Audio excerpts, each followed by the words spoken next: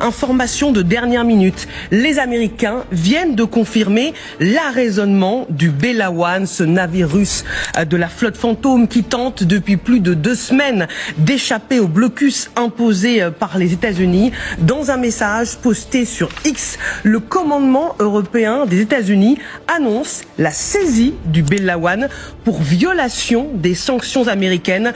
Le navire a été saisi dans l'Atlantique Nord en vertu, nous dit-on, d'un mandat délivré par un tribunal fédéral américain.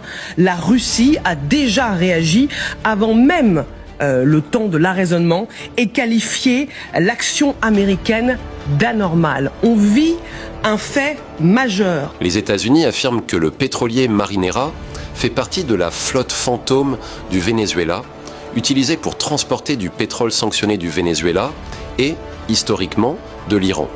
Historiquement, il transportait du pétrole brut vénézuélien, mais il serait actuellement vide selon le site spécialisé Tanker Trackers.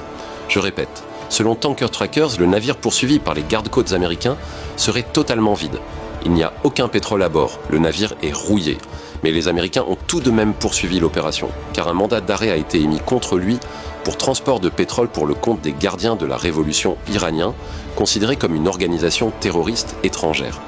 Le lien avec la Russie vient du fait que pendant la poursuite par les forces américaines, qui durait depuis plusieurs semaines, le navire a changé de nom, passant de Belawan à Marinera, et a été rebaptisé sous pavillon russe. L'équipage a même peint un drapeau russe sur la coque et le navire a été inscrit temporairement au registre maritime russe. Mais le Marinera n'est pas un navire russe à l'origine, ni une propriété russe, ni même une partie d'une flotte russe officielle. C'est clairement une tentative d'échapper à la saisie américaine en adoptant le pavillon russe. Les opérateurs espéraient que les États-Unis n'oseraient pas toucher à un navire affiché comme russe, ce qui aurait pu créer un incident diplomatique avec Moscou. La Russie a d'ailleurs protesté vivement contre la saisie, allant même jusqu'à envoyer un sous-marin pour escorter le tanker. Mais du point de vue américain, le navire reste considéré comme faisant partie de la Shadow Fleet liée au Venezuela et à l'Iran.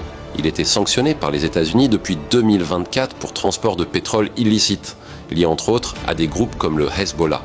La saisie a été autorisée par un mandat judiciaire fédéral américain et les États-Unis l'ont quand même intercepté malgré le pavillon russe.